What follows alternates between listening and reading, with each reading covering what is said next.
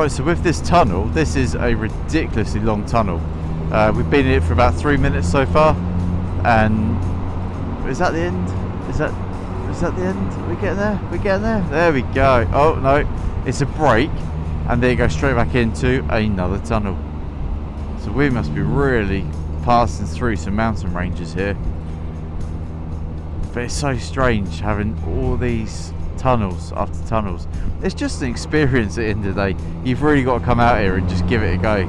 The first few tunnels you're like, wow, it's a tunnel, and then you're like, this is going on and on and on. But it's nice and cool in here because today is a very, very hot day, so we're actually quite grateful for the respite. But the Merlin trousers are holding up nicely, giving me loads of airflow. The jacket, the held jacket is literally, I put my arms up, it's flowing through it. There we go, we are almost out. I bet we're going to another tunnel. This is bends for 2.5 kilometers. I think we're about to get on some nice roads, which is nice because we've just joined like a motorway section. There we go, some nice sweeping bends. Hopefully it'll flatten down my puncture repair from last night. God, the route up here looks beautiful. Definitely a biking route, more people out here.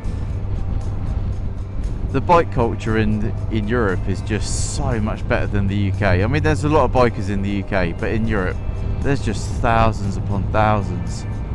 Everywhere you go there's more bikers, and I can see now, well, we both can see now why the Italians tend to just wear shorts, t-shirts, dresses, skirts on their little bikes, because it is just so hot. You don't want to be kitting up in all your gear, getting off and then doing whatever you've got to do, because you're just going to melt. You're going to feel very unwell. Granted, if you fall off, you fall off. It's a risk you got to take, but I can see why they do it.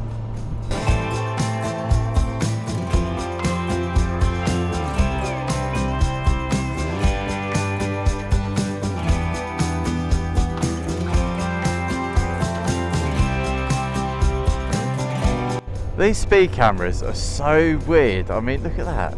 That's your speed camera. There's quite a few of them dotted around this area. And you just see these orange pillar boxes. I don't know how on earth they work, if they flash you, if they're... I haven't got a clue. There's another one there. I haven't got a focus, but they seem to... Oh no, they are double facing. But look at the Dolomites. That is breathtaking.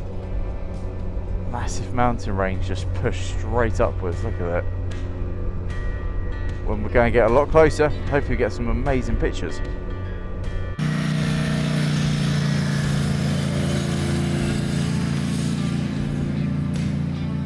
So we made it to the Dolomites. Absolutely amazing. It's been a lovely ride. So the roads have been a lot better for me today. A lot more winding, which I prefer. A couple of hairpins, but not tight ones. But just look at this view. And we've only just really got into them. This is the iconic view. And we're still heading off towards Naggio, where our hotel is tonight, which looks like a really nice hotel. Apparently we park our bikes in the courtyard, so that's going to be interesting. But yeah, you can't really get better than this, can you?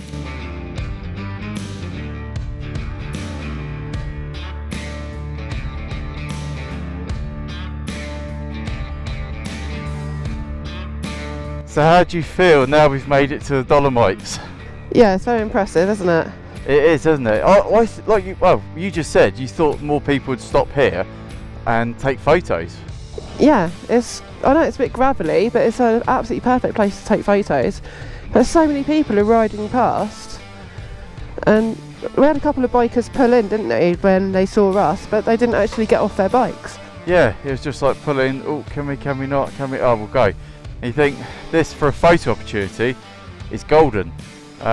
You just got the depth in the photo, it's brilliant. We're not going to go any higher up because we've kind of come to agreement that this is the best viewpoint to get a cracking shot on camera.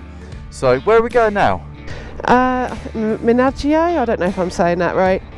It's basically where we've got a hotel booked for the night. I think it's about 3 hours away. Right, I need the location. Albergo, Montenegro.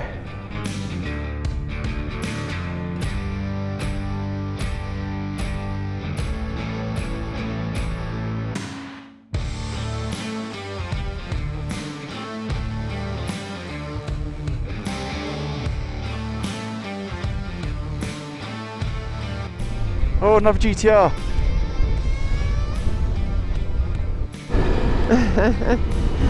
It's lucky I put my camera on. They got problems. First ever GTR you've seen, isn't it?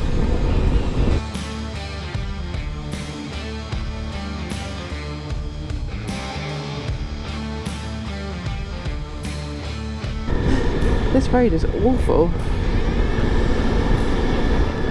This is very similar to the Ardèche, isn't it? You can feel your ears popping. You keep swallowing and they pop.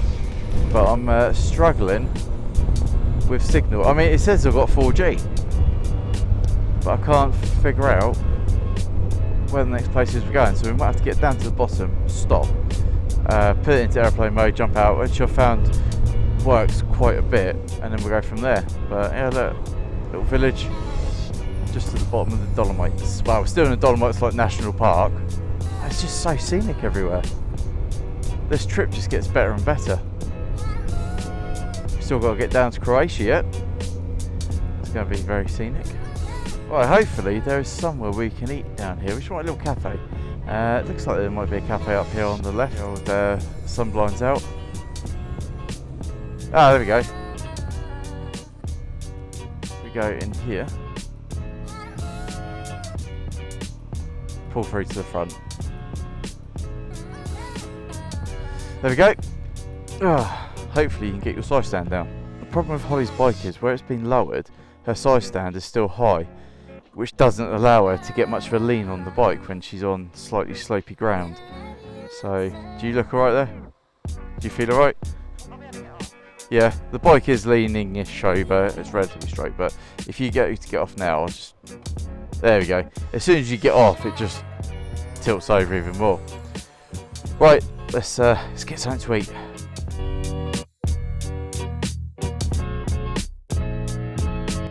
We stopped because we were absolutely starving and... Wow, look at this.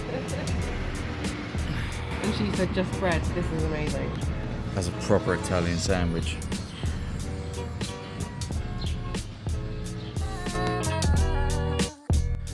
Right, so we've just had our lunch. Where are we heading now? Menaggio. Yeah, it's about 3 hours away roughly. Cool, and that is basically the hotel we were staying at, isn't it? Yeah, it's called Albergo Montenegro. It looks really pretty. In Italy, not in Montenegro. Yes, I did get worried when I looked at it properly. You thought we were going massive distance. Yes, I thought maybe I'd booked it wrong, but no. It's in Menaggio? I don't know if I'm saying that right. That feels solid still. The puncture repair is holding. Right, so I've got the sat-nav working now because I had no signal. And then Holly said turn the phone off, turn it back on again. Because I'll just keep going in and out of airplane mode and it started working. Right, you ready? Oh, that breeze on my legs. Right, so we're going down to the end of this road, then we're going to hook a right. And then that is going to take us back down that way. And then off closer to our destination. Yeah, and we're only... what, 10 past 1 now. It's saying we should get there at 4 o'clock. I'm in the wrong lane, but never mind. Yeah, we should get there about 4 o'clock-ish. 2 hours 48 minutes. That'd be good. Find somewhere nice to go have dinner. Right, so we're going. Those panini baguettes, whatever they were beautiful, weren't they? And my phone is getting so hot, it keeps diving into dark mode to try and, I guess, save itself. We are going at the end of the road, we're turning right. Right, I'll catch up in a bit. That looks amazing. I know we're like dipping down, but yeah, just like this road through the trees. And we've actually got some nice tarmac now as well. It's really nice. I bet that's nice to jump in. You can just imagine that all frozen over when it's like a ski resort. That is very pretty. But yeah.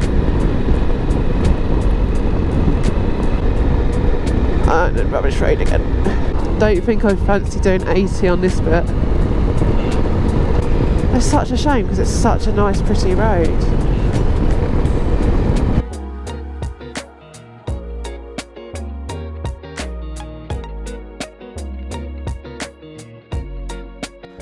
So I've really got to start doing more of this. It's actually sticking stickers everywhere. How many have I got left here on this bunch? I've got 3 here, so I'll put these back in here, so they're going to heat up nicely. So I actually really need to start doing more of this. So Refugio in Alto, that's more likely not how you pronounce it. Who's this?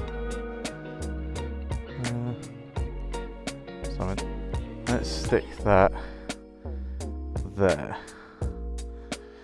Tagged.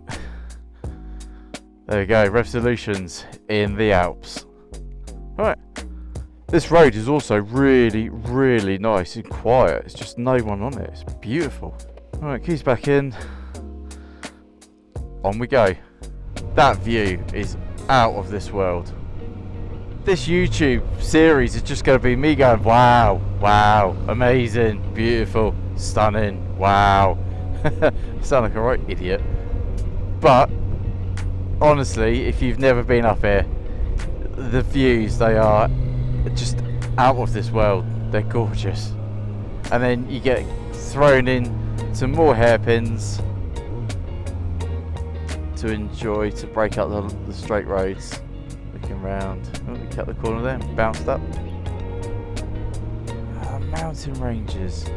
I wonder if we're the other side of those Dolomites that we took a photo of, because I mean, we might be, we might not be. We're probably no, I'll say we're not. But you just feel so insignificant in this vast mountain range. The valley just going off into the distance, and never seen anything like it in my life. You do not get views like this in the UK. But don't get wrong, Scotland is beautiful.